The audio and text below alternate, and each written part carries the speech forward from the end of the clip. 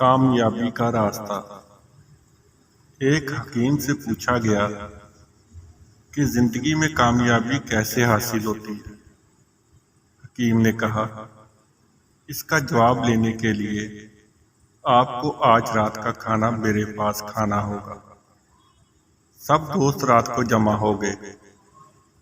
اس نے سوپ کا ایک بڑا برتن سب کے سامنے لا کر رکھ دیا، مگر سوپ پینے کے لیے سب کو ایک ایک میٹر لمبا چمچ دے دیا اور سب سے کہا کہ آپ سب کو اپنے اپنے لمبے چمچ سے سوپ پینا ہے۔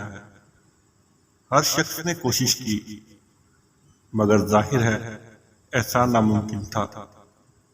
کوئی بھی شخص چمچ سے سوپ نہیں پی سکا۔ سب بھوکے ہی رہے، سب ناکام ہو گئے۔ تو حکیم نے کہا، میری طرف دیکھو۔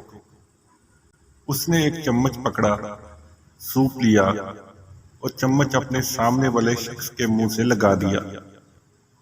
اب ہر شخص نے اپنا اپنا چمچ پکڑا اور دوسرے کو سوپ پلانے لگا۔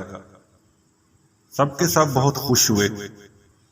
سوپ پینے کے بعد حکیم کھڑا ہوا اور بولا، جو شخص زندگی کے دسترخوان پر اپنا ہی پیٹ بھرنے کا فیصلہ کرتا ہے وہ بھوکا ہی رہے گا، اور جو شخص دوسروں کو کھلانے کی فکر کرے گا وہ خود کبھی بھوکا نہیں رہے گا۔